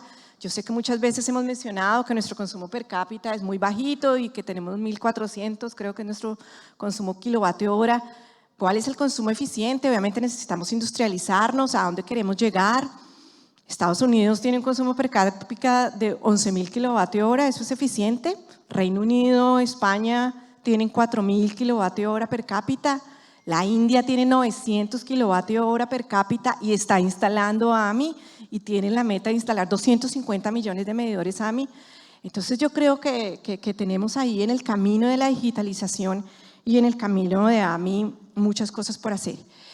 Y cierro con este tema, y yo sé que este tema de la digitalización y de AMI y en esta coyuntura tarifaria y en estos temas son temas complejos de seguir adelante, pero yo sí creo que toda esta disposición de esta nueva tecnología es decir, fuentes no convencionales de energía, solares, los medidores inteligentes. Es una oportunidad inmensa para también llegar a esos fundamentales, porque obviamente parte del rol de los operadores de red, por supuesto, además de todo lo que mencioné, es mantener nuestros fundamentales. Y los fundamentales es cobertura, los fundamentales es calidad y pérdidas. Ese también es nuestro rol y nosotros no lo estamos perdiendo de vista. Nuestro rol es seguir con nuestros fundamentales, pero sí estamos convencidos que esto es una oportunidad inmensa, estas celdas fotovoltaicas, esta digitalización, de poder cumplir esos fundamentales que no hemos podido cumplir. Entonces, de llegar a esa cobertura con esas celdas fotovoltaicas que antes no teníamos la posibilidad de hacerlo, ahora tenemos la posibilidad de hacerlo. El tema de calidad y pérdidas, por supuesto, es un tema importante y queremos que la tecnología nos va a ayudar a poder superar y llegar a esos indicadores que estamos en el camino de llegar, ¿no? Entonces, ahí obviamente tenemos empresas que tienen unos indicadores de calidad y de pérdidas muy buenos y muy eficientes y lo hicieron de otra manera y ya lo cumplieron. Pero lo que nos puede dar AMI, lo que nos puede dar la digitalización, lo que nos puede dar esta nueva tecnología para que esas empresas que no han llegado lleguen, es inmenso, ¿no? Entonces sí creemos, nosotros estamos muy contentos y aquí también hago la cuña, hemos mejorado en calidad, creemos que vamos por buen camino. Tenemos los dos informes que ha sacado la Super, los informes que nosotros tenemos, estamos mejorando en calidad. Creemos que con la tecnología y con todos los temas vamos a seguir mejorando mucho en el tema de calidad, por supuesto pérdidas también es nuestro objetivo, todo este tema de medidores y todo el tema de digitalización nos va a ayudar en el tema de pérdidas. Entonces, nosotros creemos que toda esta tecnología de verdad va a cambiar la forma tanto en el que llevamos la energía como en el que los usuarios ven esa energía, consumen esa energía y es un consumo eficiente, consciente, responsable, ¿no? O sea, mencionaban antes que es que no quieren la torre, que es que no quieren el proyecto, que hay dificultad en hacer proyectos, pero es que sin esos proyectos no va a tener energía eléctrica, pero sí quieren energía eléctrica, ¿no? Entonces yo sí creo que tenemos una misión también de concientización y de responsabilidad con el usuario de un consumo consciente de energía. Y toda esta tecnología de un medidor, de una aplicación en un teléfono en el que usted esté diciendo, oiga, estoy consumiendo energía, ¿por qué si no estoy en la casa o llevo de vacaciones, te llevo cerrada la casa, no sé, un mes? Sí, pero ¿cuántos aparatos dejó conectados? Pero ¿cómo prende su motor de, no? Entonces es hacer conciencia, pero ¿cómo hacemos conciencia a los usuarios? Con tecnología, con que vean en su aplicación cuánto están consumiendo la energía cuando están de vacaciones, ¿no? Entonces creo que los retos son muy grandes, el trabajo es muy grande y el rol del operador de red es un rol muy estratégico en esta transición energética. Muy bien, muchas gracias. Importantísimo entonces el mensaje. Uno es que haya red con capacidad suficiente para poder recibir esas fuentes distribuidas, especialmente solares que están apareciendo, y que no se vuelva un bloqueo para estos desarrollos, o sea, eso es un reto del distribuidor, del operador de red en este caso. Y lo otro es que se desarrolle la medición inteligente para que el usuario pueda ser activo, para que el mismo operador de red sea consciente de dónde tiene y qué tiene. Entonces son grandes problemas. Y un tercero es el despacho, porque finalmente va a haber un problema. Hay muchas fuentes distribuidas, entrando, saliendo, subiendo, bajando, y a veces vendrá unos rampas que van a coincidir en el tiempo cuando el sol llegue y se tapen por las nubes o porque desaparezcan las ráfagas de viento, pero aquí será más solar seguramente. Entonces, el operador de red también tiene que enfrentar un nuevo despacho y tendrá que coordinar mucho con el operador del sistema para que todo eso funcione, porque va a haber muchas fuentes de generación, y entonces el voltaje, la frecuencia, entonces hay que preparar muchas cosas. Pero bueno, nos toca hablar ahora con la demanda. Entonces tenemos los grandes clientes y tenemos los intermedios, los pequeños o medianos. Entonces, Sandra, por favor. Bueno, gracias. Quisiera un poco compartirles ese concepto de si el usuario es activo o no es activo. Entonces, por supuesto, activo toma decisiones de acuerdo a la información que tiene, de acuerdo a las posibilidades que tiene, de acuerdo a las señales que recibe. Y un usuario, y hablemos de un usuario industrial, pues ve las opciones, ve los precios, ve la disponibilidad y arma su portafolio de energéticos, que es básicamente el mismo análisis que haría cualquier usuario, inclusive de los pequeños. Y resulta que, ¿qué ve? Ve un sector eléctrico que vive en escasez de confiabilidad, en escasez de inversión, en escasez de oportunidades, en escasez de información y con un resultado de precios supremamente alto. Entonces, por supuesto, toma decisiones en no descarbonizar y seguir confiando en sus procesos con el carbón porque pues, es más económico. Sigue tomando decisiones de usar el gas en la medida en que pueda tener acceso bajo unas condiciones también un poco de restricción y en algunos casos pues consumir mayor electricidad si es posible y en autoabastecerse en la medida en que logre generar una señal que le permita hacerlo. Pero en realidad no está siendo posible tomar decisiones estratégicas de largo plazo en términos de optimizar su canasta energética, de desarrollar una autogeneración mucho más importante, porque sencillamente no existen los mecanismos para que esto funcione. Entonces, hablando primero de la operación, y quisiera quitar ese mito que me parece que está en la sala, y es, los usuarios no quieren que les controlen las desviaciones de demanda porque eso los afecta. Yo quiero decirles que eso no es cierto. El usuario industrial está dispuesto a que le controlen sus desviaciones de demanda siempre y cuando también controlen las desviaciones de la oferta. Y eso es así de sencillo y no debe pensarse que no es así, porque es mucho mejor tener una oferta competitiva donde se controlen las desviaciones que simplemente tratar de hacer un esfuerzo para controlar las desviaciones de la demanda, solamente para dar un ejemplo particular. Entonces, ¿qué es lo que ve el usuario? Ve una señal de precios altos y yo quiero hablar de algo y es que tenemos un elefante en la sala y nadie lo quiere decir. Estamos enfrentando una posible revisión de nuestro modelo de prestación de servicio. Y es así, y no nos gusta, y creemos que el modelo tiene unas bondades magníficas, pero resulta que el modelo, para que siga funcionando y realmente opere, pues tiene que cumplir unos fundamentales que no se están dando. Los fundamentales no se están dando porque se han ido perdiendo en el tiempo. Se han ido perdiendo en el tiempo porque no se están cumpliendo las premisas ni económicas, ni sociales, ni ambientales, ni institucionales.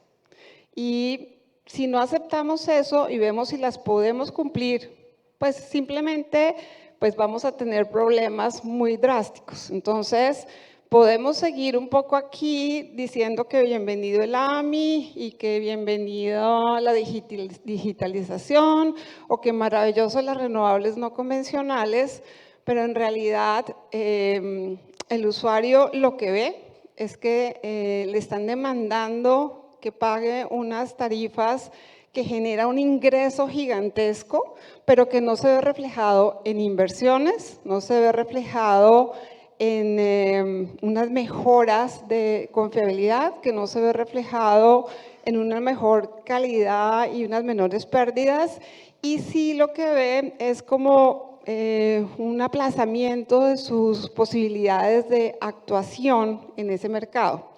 Entonces, no me quiero alargar en este tema, pero realmente si no aceptamos que debemos volver a recuperar los fundamentales del modelo que de alguna manera todos defendemos, y es que hay unas condiciones para que las actividades competitivas funcionen, hay un modelo para que los ingresos regulados de otras actividades reguladas sean eficientes y que hay una expectativa de que la mitad del mercado, que es la demanda, realmente tenga alternativas de actuación y de respuestas reales. Esto no se va a lograr. Entonces, ¿qué vemos al final? Lo que tiene que ver con señales de mercado, no tenemos información, nunca la hemos tenido, no es suficiente y eso es una verdad absolutamente clara. No tenemos suficiente expansión en generación ni en transmisión y entonces esto genera señales marginales, costosas, que se reflejan en los contratos, así no queramos aceptarlo, pero esa es la realidad. No tenemos suficientes inversiones en distribución que realmente reflejen digamos, el nivel de accesibilidad y servicio que se quisiera. Y lo que estamos de alguna manera enfrentando es lo que estamos viviendo y es una nueva visión donde se quiere que la tarifa al usuario baje, donde no nos estamos guiando al corazón de arreglar los problemas, sino de pronto enfrentando unas decisiones de alguna manera un poco descontextualizadas, pero que no nos van a dar las soluciones que deberíamos estar revisando. Entonces, por supuesto que sería maravilloso tener suficientes recursos para hacer tecnología, para tener digitalización, para mejorar las condiciones de prestación de servicio. Pero lo que estamos viendo, y en este último año pues ha sido totalmente evidente, es un incremento de precios en cada uno de los componentes de la cadena. Eso es real, ustedes lo saben, nosotros lo sabemos. Y esto simplemente se debe no tanto a lo que se remunera y se incluye en la tarifa, sino los efectos de no cumplir con lo que eso implica. Entonces, si no logramos hacer las inversiones, se aumentan los costos en el mercado. Si no logramos hacer las inversiones en generación, si no logramos hacer las inversiones en transmisión, seguimos subiendo las restricciones. Si no logramos hacer las inversiones en distribución, pues siguen subiendo las pérdidas. Y luego nos preguntamos por qué la tarifa sube y por qué hay que bajarla a cualquier costo. Entonces, tenemos que recuperar los fundamentales si queremos defender que se logren los resultados que todos queremos.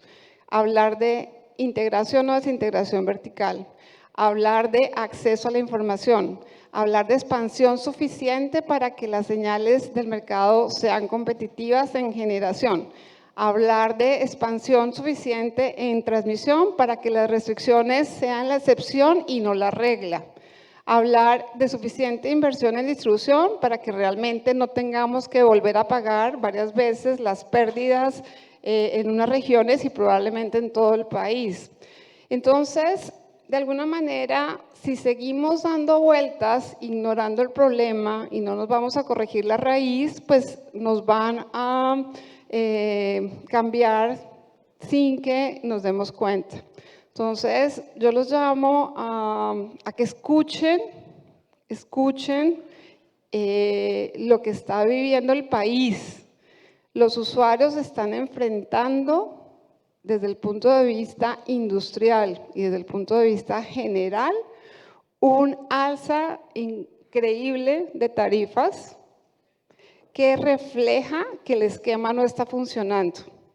Entonces, ¿lo hacemos funcionar o nos enfrentamos a que simplemente lo cambie? Habiendo estado durante muchos años en este sector, creo que tenemos la capacidad de hacer que esto se resuelva si somos sinceros.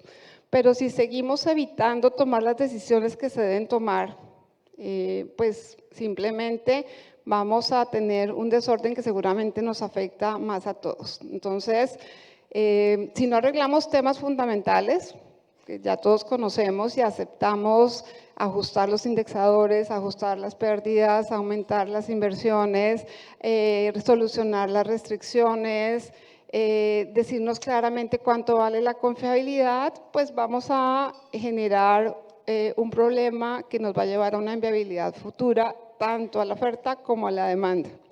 Esa es mi reflexión y quisiera que de alguna manera pudiéramos ir a solucionar la raíz del problema y no a tratar de paliar las consecuencias. Muchas gracias, Sandra. Marta, por favor.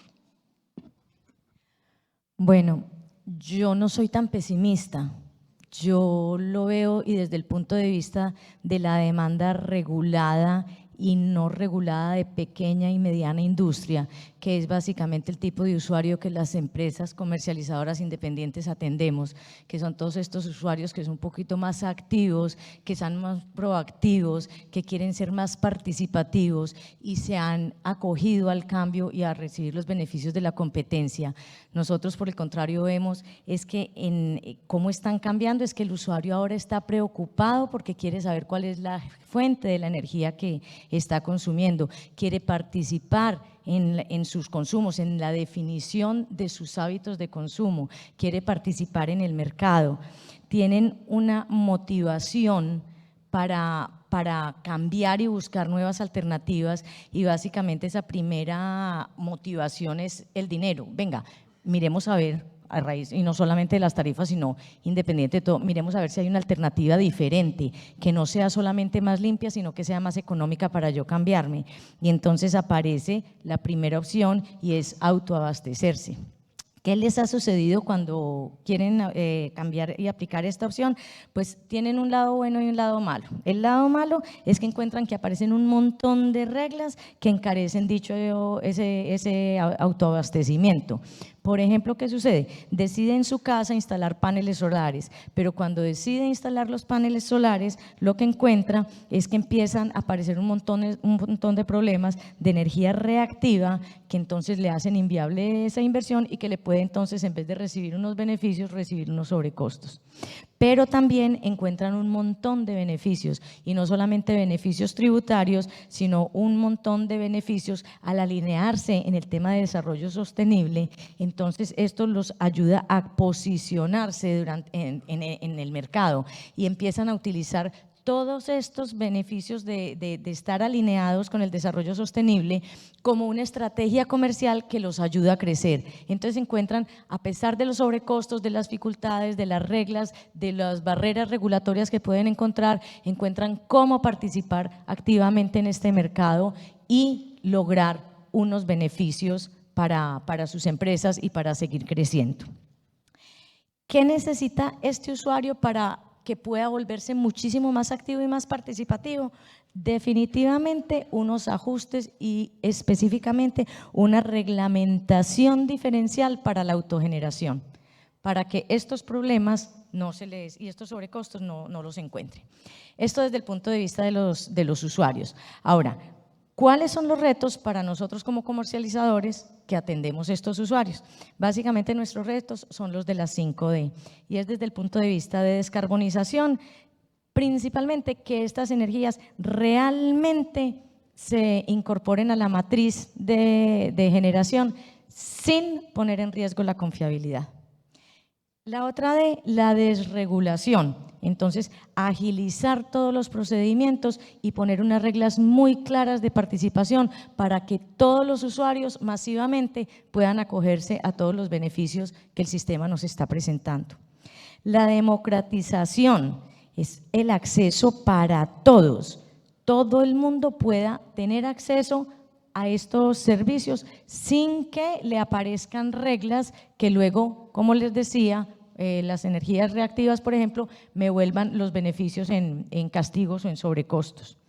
La descentralización, todo el tema de plantas virtuales, de comunidades energéticas, todos estos que nos vuelvan una red colaborativa que podamos generalizar y mejorar la calidad del servicio para todos.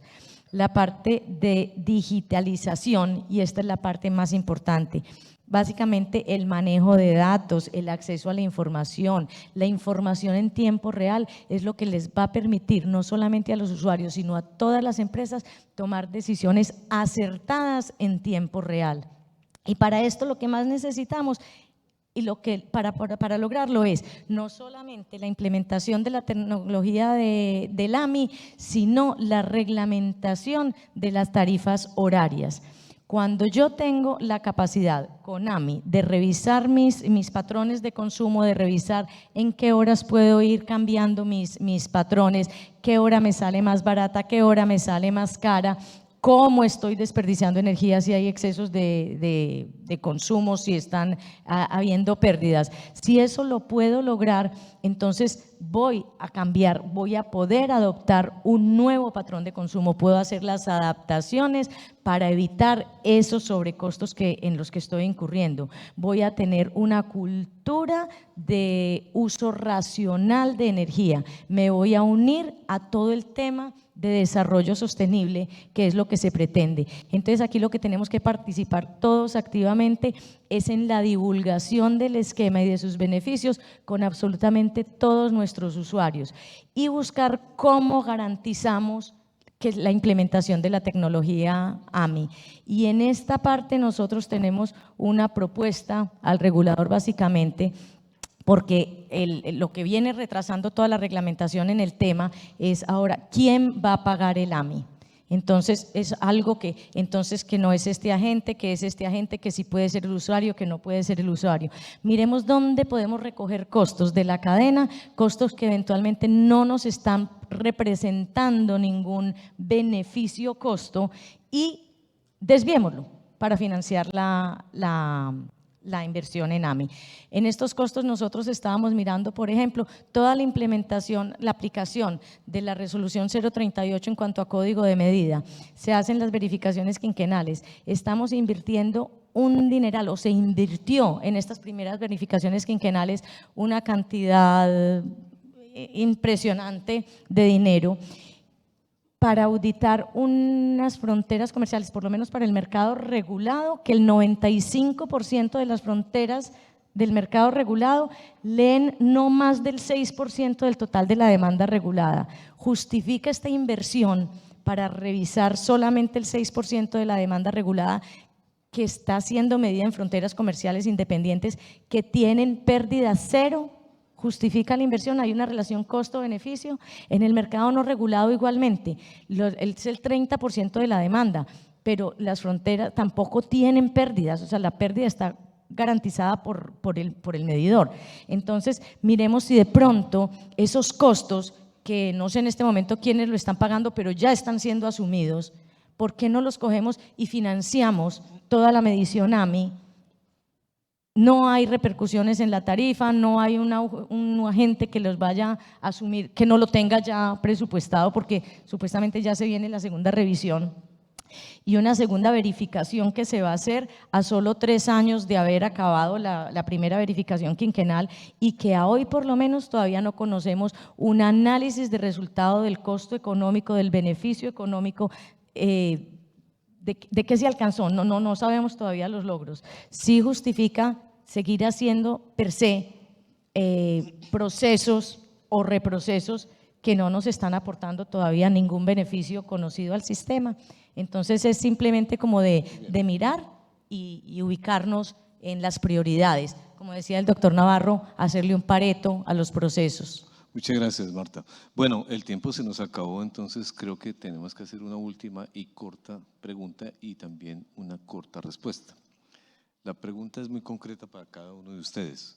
¿Cómo va la transición energética? Empecemos por los distribuidores. ¿Cómo la ven? En cortas palabras, bien, mal, regular. Voy a tratar de ser lo más corta posible. Muchas explicaciones, por favor. Vale. No, voy a ser muy corta. Nosotros creemos que en el país la transición energética se ha centralizado en la descarbonización, entendida como la expansión de un parque a través de fuentes no convencionales de energía. Y eso es un tema como de que todo el mundo lo piensa, es como un conocimiento común, entonces como que hablamos de transición, entonces fuentes no convencionales de energía. Y nosotros sí creemos y estamos convencidos de que la transición es una descarbonización a través de una electrificación de la economía descentralizada y digitalizada. Y en ese tema de la electrificación descentralizada y digitalizada, creo que nos toca hacer más esfuerzos por materializarla, por implementarla, por difundirla, por entenderla y por apropiarla. Entonces, nuevamente, con todas esas cifras que miramos, bueno, queremos, si el mayor impacto es el transporte, si el mayor impacto puede ser la industria, pues hay que empezar a mirar entonces cómo la transición va a permitir que esos dos sectores, a través de la electrificación, puedan lograr esa transición energética. Está bien. Muchas gracias. Alejandro. Gracias, Henry. Pues digamos, yo creo que va andando, va a un ritmo, pero creo que si es que tenemos unos retos y unas amenazas allí importantes. Yo creo que temas, como lo decía, la conflictividad social son un reto muy complejo en este sector, en los diferentes eslabones de la cadena. Yo creo que temas también ambientales, caso Escazú, van a ser un reto muy, muy grande para el sector. Y lo que yo creo es que puede que la transición se nos tarde un poco más con todas estas amenazas que están en el ambiente. Yo creo que al final del día, y le sumo algo a lo que decía Olga Lucía, la transición no es solamente incorporar tecnología, yo creo que también la transición es eficiencia, la transición es darle opciones al consumidor, la transición es hacer los ajustes regulatorios que nos permitan llegar a buen puerto. Yo creo que temas, por ejemplo, como completar el mercado, hablar de temas del day ahead, del intradiario y tiempo real, llevamos dándole vueltas 8 años. Yo me acuerdo que en un meme hace 8 años en Medellín se planteó el tema, llevamos pensándolo y pensándolo y pensándolo y bueno, por fortuna sale un documento por fin, pero creo que nos estamos demorando en tomar decisiones como sector. Yo creo que aquí hay cosas por hacer, hay cosas por ajustar. Una transición sin servicios complementarios, pues yo no me la imagino, o sea, no me la imagino porque esto va a ser un caos desde el punto de vista operativo, o sea, desde el punto de vista de remuneración a los agentes que van a dar ese soporte a las tecnologías intermitentes y flexibles. Yo creo que hay que tener mucho cuidado y hay que hacer esos ajustes de forma rápida para poder consolidar y transitar este cambio y este ajuste en el sector. Muchas gracias. Sandra, por favor. Bueno, yo creo que la transición está, digamos, demorada y un poco desarticulada.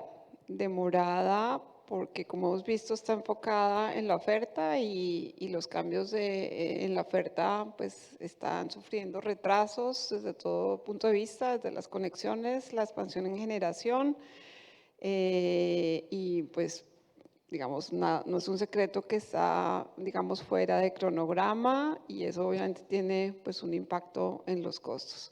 Y está desarticulada desde el punto de vista que tenemos como muchas señales que nos han venido dejando en el tiempo, pero que no están concretadas en, digamos, unos caminos específicos, ya sea en descarbonización, ya sea en electrificación, ya sea en tener realmente los mecanismos de actuación de la demanda y vemos que eso va a tener que unificarse, integrarse y definirse prontamente. Suponemos que en el plan de desarrollo o probablemente en algunos de los planes que finalmente actualice el planeador, porque tenemos COMPES, leyes, tenemos estrategias 2050, tenemos PEN, tenemos misión de transformación, tenemos hojas de ruta, pero todas desarticuladas y no una única visión integrada que nos permita realmente tomar decisiones y poder corregir a tiempo para poder llegar a la meta que finalmente logremos llegar si se logran hacer, digamos, todas las acciones y actividades que se esperan se realicen. Entonces, yo hago un llamado a esa integralidad en las señales. Muchas gracias. Noemí. Gracias, Henry. Coincido con mis compañeros aquí del panel en que vamos lentos, realmente sí vamos lentos. Y precisamente eso nos lleva a que problemas que ya hemos diagnosticado y hemos oído, pues entre todos aquí que hay formas de hacer las cosas y que por sectores tenemos claridad en qué nos falta. El tema de articulación, coincido con Sandra en eso, creo que hay que hacer una articulación con las instituciones, entre las empresas, entre todos los agentes que estamos allí, y esos problemas ponerlos sobre la mesa y empezar a hacer mapas y decir, bueno, miremos cómo vamos a avanzar en eso, porque el riesgo que corremos es que si nos quedamos sobre lo mismo, es como cuando uno no chulea lo que tiene pendiente, ¿cierto? Hay temas de información todavía que nos falta, pues sabemos que el regulador ha sacado el CIMEN y que próximamente saldrá pues como en operación, pero hay que avanzar mucho más en ese tema de información y no es solamente poner información allí, sino hay un tema de educación al usuario para que realmente el usuario sí pueda tomar decisiones basado en ese conocimiento de esa información.